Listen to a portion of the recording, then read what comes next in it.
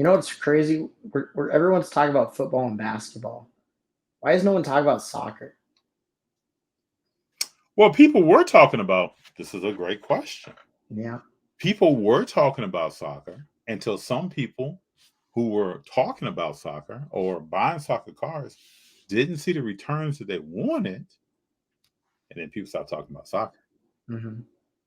But I know some people here in LA, and pretty sure all over the country, that are still they advocate soccer, and they're buying soccer cars and adding it to their collection Yeah. And of F1, the goats in soccer, of the goats.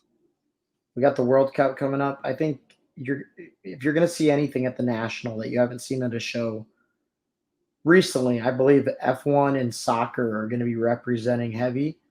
And if you get the foreigner crowd that I think we're expecting it this year, Mm-hmm. there's going to be some really big F1 and soccer sales that might surprise you. It'd be cool to see. Definitely will rely on the foreign crowd. I've heard a lot of things about the foreign crowd that we didn't really get to see last year, and a lot of people aren't ready for. But supposedly, there's a lot of foreigners that travel up to the national. Oh, it doesn't surprise me. I'm not surprised by that. So if that happens, I think soccer, basketball, and especially F1 as well, I could see some really big turns at the national. What do you think about?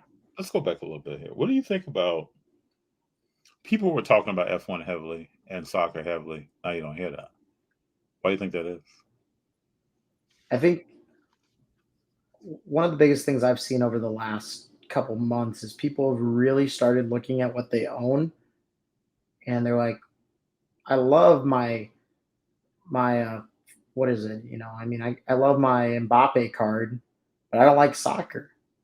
So I'm gonna sell that Mbappe card and go get a Justin Herbert that I really like. I think you see a lot of people that got into stuff because of the hype, because of making money, and now they're really going through their collection and taking out, oh, this is worth this aspect, and making it more about, oh, I want to collect this. There's still plenty of people on F1 though. I mean, you go to a Dallas show, you go to any of these shows. There's still a lot of people on F1, and F1 really didn't see a boom. I don't think till the last, you know, Dallas show really. But yes, it's definitely gone down a little bit. Why do you think? This is a question I've asked some people. F1 came out in 1970. Mhm. Why do you think people now are just now talking about F1 cars? There have been cars for years. Everybody's looking for the next play, man. Why do you think people are looking into everything new that comes out? And why do you think these companies are starting to produce products?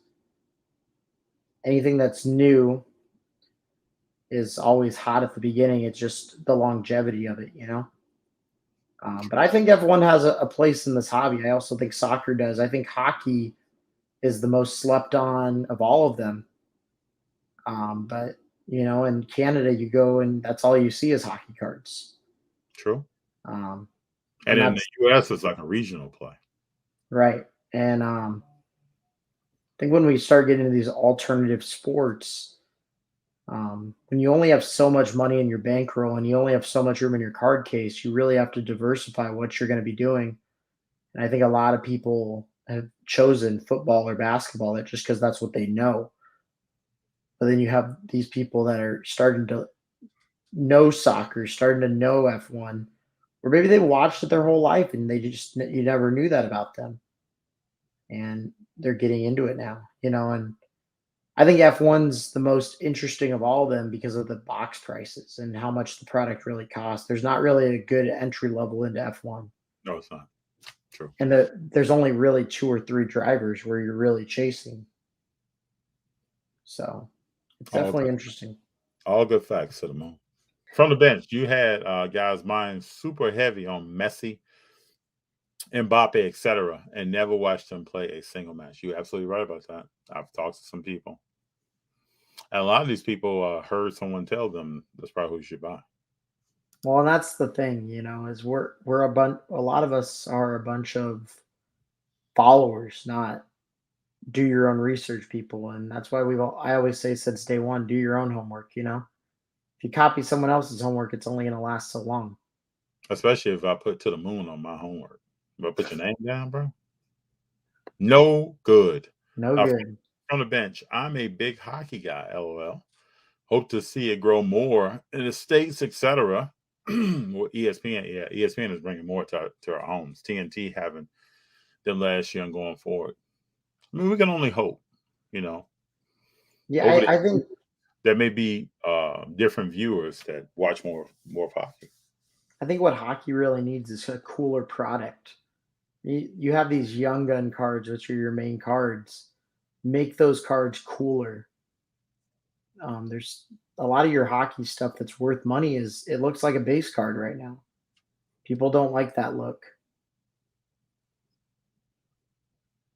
I wonder how much of this information is transferred across sports within the company that's making the cards. That I don't know.